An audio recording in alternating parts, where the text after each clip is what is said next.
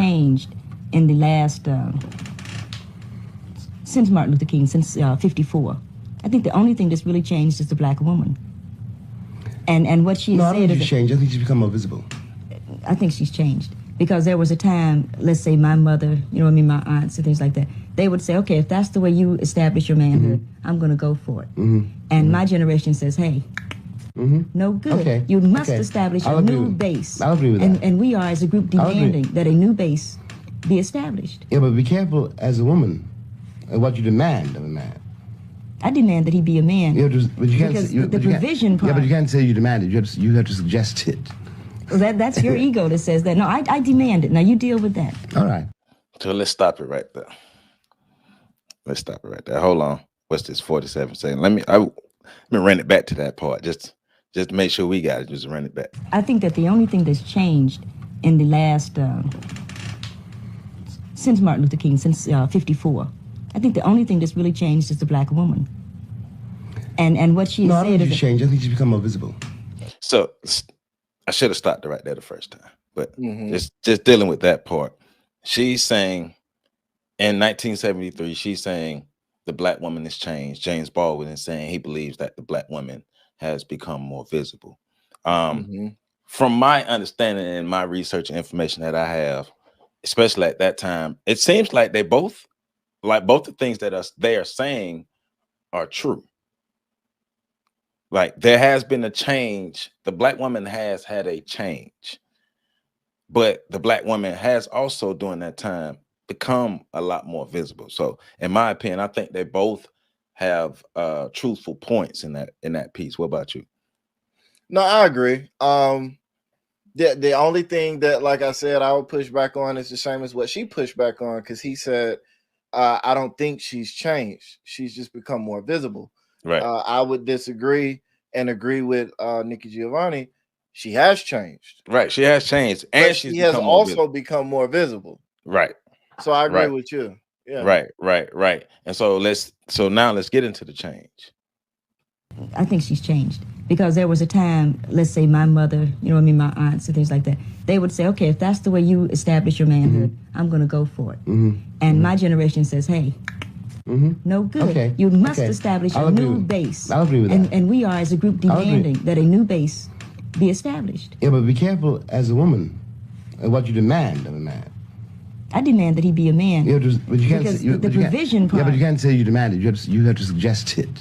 Well, that's your ego that says that. No, I demand it. Now you deal with that. All right. Okay. So listening to that part, it's making me think about today. In October of 2022, it's making me think of today as a difference, and it may be, and I may not be all the way correct, but it seems like a different type of demand is happening today from the women, because she's saying she's demanding manhood, and as we go further, she's going to be talking about provisions and being able to take care of the family. And so it seems, from what we have from this clip, it seems like the demand is authentic manhood, or a type of manhood that can take care of the household, that can have some structure, and within this structure we can at least survive. But bring it to today, and it's not that demand. It's not the demand for the essentials in life. It's the demand for the luxuries in life. And manhood is attached to your ability to provide the luxuries and the ease of life. And this is not, and I'm not speaking in absolutes. I'm not saying this is 100% of some women, but when she's saying that, it just made me think about some of the demands that I hear, or the demands that we hear more often. The people who are the loudest with their demands are demanding the luxuries of life and the ease of life rather than the essentials of life. That's what that made me think about when especially making it relevant to today. Yeah, I agree with that. The demands, what a man is, has shifted over time. Yes. Now a man is still responsible for provision, right? But the things he's provisioning or providing have shifted. And the increase in a woman's earning potential has also shifted Mm-hmm. the value Mm-hmm. of essential provisions. Right. So I get where she's saying we're going to demand that you be a man. And then from the standpoint of modern women, I get also the same thing of saying, well, this is what I feel like I need, so I'm going to demand it of my mate. And if you can't provide it, then I'm just not going to, you're not going to be my mate. Yeah. But I get what James Baldwin is saying as well. Be careful of what you demand of a Right. man. Right. Now, I think she went in the direction that a lot of modern women go nowadays. When a man tells a woman, be careful of what you demand, or be careful of what you speak or how you speak about a man, one of the first places they go is, well, that's your ego. Right. That's that's your own Right. self-esteem or challenges or whatever. And so I would take it a step further. Sure, James Baldwin might have been talking about ego, but also built in that is, if you make demands of somebody, then they now have the ability to make demands of you. If Right. you choose to want to go down this road, then I have options and I have things that I can do that might not necessarily be beneficial for you in the long run. But also the ego shot is not always the best way to get a resolution, a proper resolution, not just any resolution, but Right. a proper resolution. Because um saying that, okay, it's your ego that doesn't um accept the demand. And it's like, well, not necessarily my ego. It's more so of, do we still have the same level of respect that we used to have for each other? Right. That's what I'm getting from it. It's not like, it's not, he's not saying, well, you demanding from me, it's a shot to my ego. Because in my opinion, for me, I as an individual don't have a problem with her, what she's saying as far as the actual demand, because the way I'm wired as a man, I'm supposed to program this stuff. I'm supposed to provide this stuff, excuse me. I'm gonna be the provider anyway. Right. And I know what my fathers and my OGs have taught me about being a man. So her demand, Nikki Giovanni's demand, I don't have any issues with, because it's about the essentials in life. I don't pay attention to the outrageous demands. I just, why? But but it's like, it's still back down to the ego versus respect thing. And the respect thing is, for one, is you don't have to demand the essentials, especially from a com a capable person. Because some of the thoughts that's in my mind is, okay, well, who is this person that you chose to be with? And why is it such a task to be able to get at least the essentials in life? And bringing it to today is where we have a lot of people on both sides, men and women, who choose people for particular reasons, and not for, they don't, we're not choosing who we need, we're choosing who we want. And because we're choosing who we want, we're getting undesirable results. Well, and see what I was saying was essentially transporting her making the statements about demands into today's day and age. Because again, like you, I don't have a problem with a woman demanding the basics. Right, the essentials. Um, but when I'm saying what James Baldwin could also be saying is, be careful of what you demand, because then there will be demands put on you. Then there might be the reciprocation Yeah. might not be what you want it to be. That's fast forwarding it to modern times, because as we said earlier, the demands have shifted. Drastically. Nowadays you have women demanding $100,000 a year from men in their early to mid 20s. Um, The and they're exchange. and they're demanding so much more from older men. Now you have women making demands that you will take me on a week-long trip after we've only been dating for 3 weeks. Right. You know what I'm saying? So the demands have shifted. So now those demands have shifted. The men that are able to meet those demands now have demands of their own. Yes. Yeah. But are you willing to meet their demands? Right. But it also, though, I think a lot of women today forget that those men, those specific men, that small amount of men in those positions have always had demands. Those men who were able to meet those criteria to be wealthy like that have always had those demands and have always had their demands met.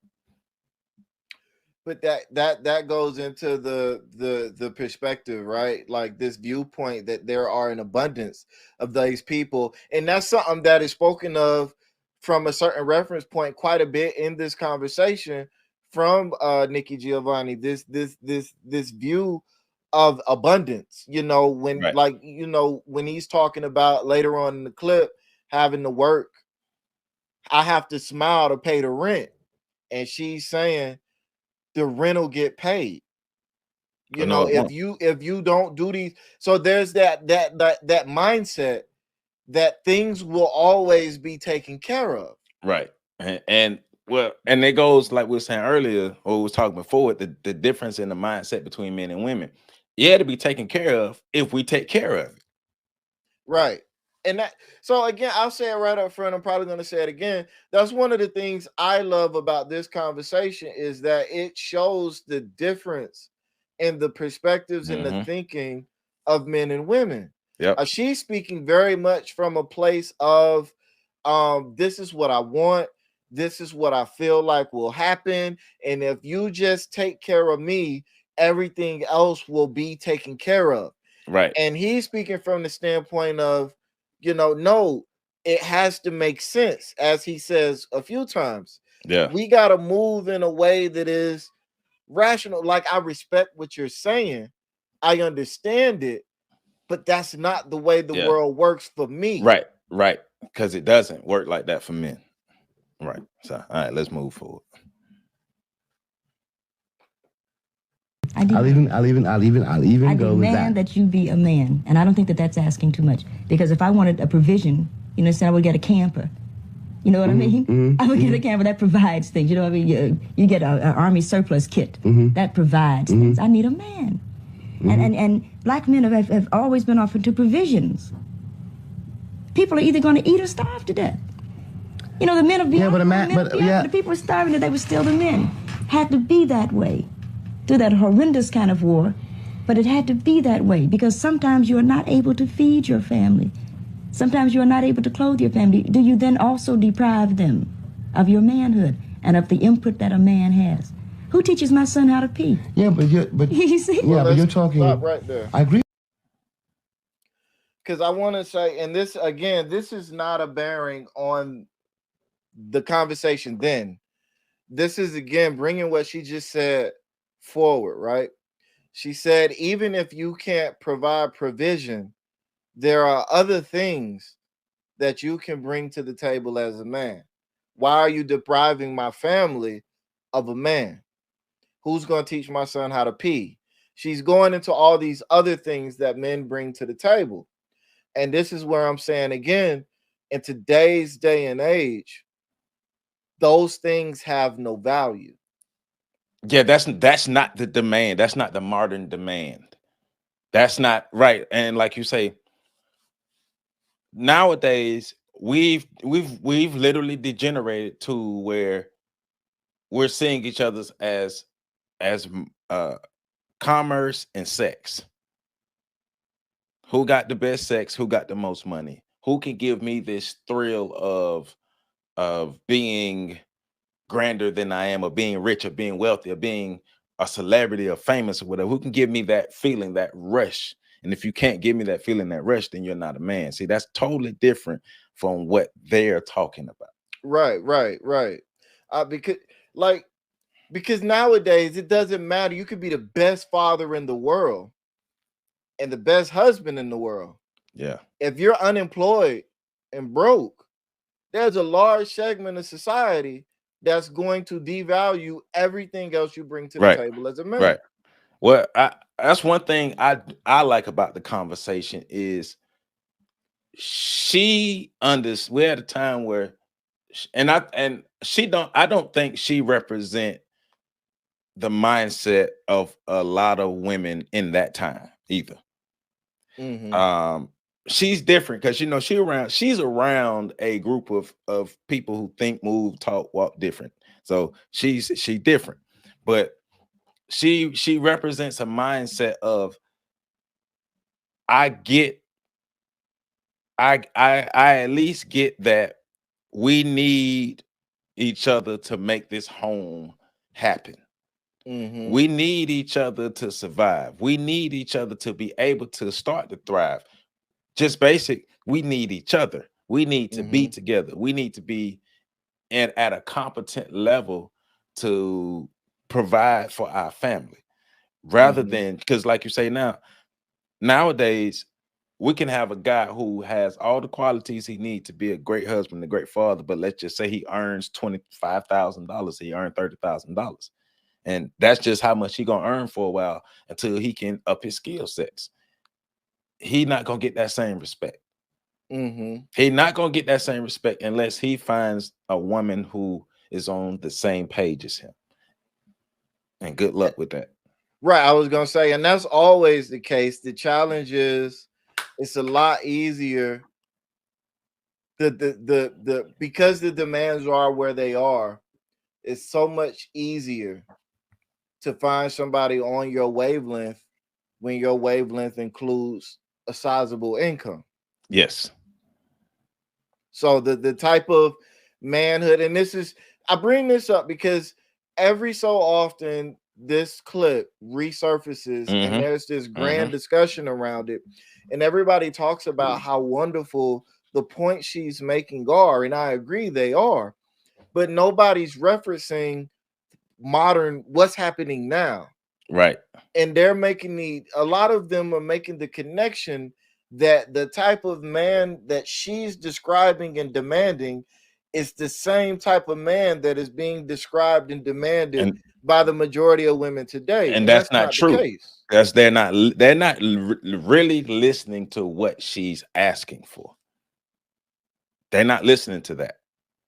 Because once again, like we said earlier, the modern demands are not the essentials. The modern demands are the luxuries. Now, once again, that's not 100% of the women. There are women who are demanding the essentials, but Right. for the most part, the louder ones, the most prominent message and the most prominent voices that we are hearing is luxuries, luxuries, luxuries, luxuries. And forget the essentials, forget the building blocks that it takes to build our community. Forget that. I want to go past that. Like I'm watching a video earlier.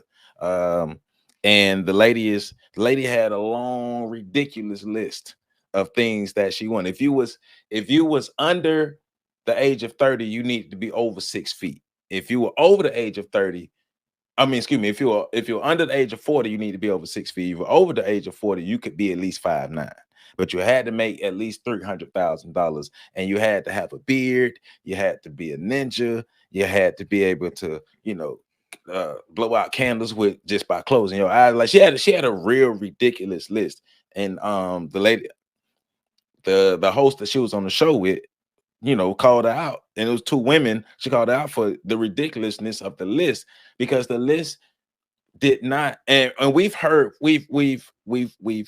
these over and over and over from the countless shows that we see, and it was the same thing. This superficial list, nothing about it is realistic. Nothing about it goes back to the basic building blocks of what it takes for a community, a nation of people to to to just exist, period. So it's like, for me, we got to stop talking about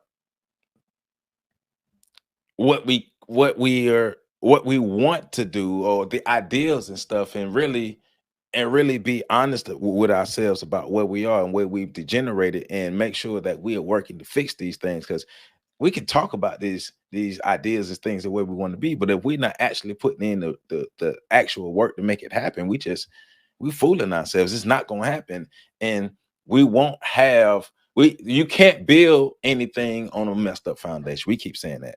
We keep saying that. You can't.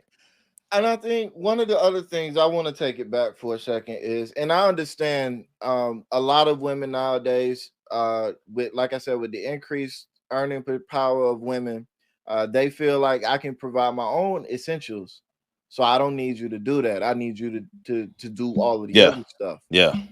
And I get that, so I'm not being ignorant to that fact. That's why I pointed out. Well, the man that Giovanni is talking about is not based on earning. It's based Right. on you bringing manhood and those experiences and that knowledge Right. and that information and all Right. those intangibles of what it means to be a man, bringing that to the table, Right. not necessarily devaluing it because you can't afford to feed your family or keep a Right. roof over their head. Right. But the Right. other aspect to that is James Baldwin said you have to suggest it. And I think one of the things going on here is this goes into my fundamental belief that women do have a say. And I disagree with a lot of men. I think women have a say in what it means to be a man, because as a community, a man is supposed to protect his community and be what's needed for that community within the realm of a masculine sphere. And women have to do the same within the realm of a feminine sphere. So just as much as women have a say in what manhood is and defining that, men have a say in what womanhood is, what femininity is, and defining that.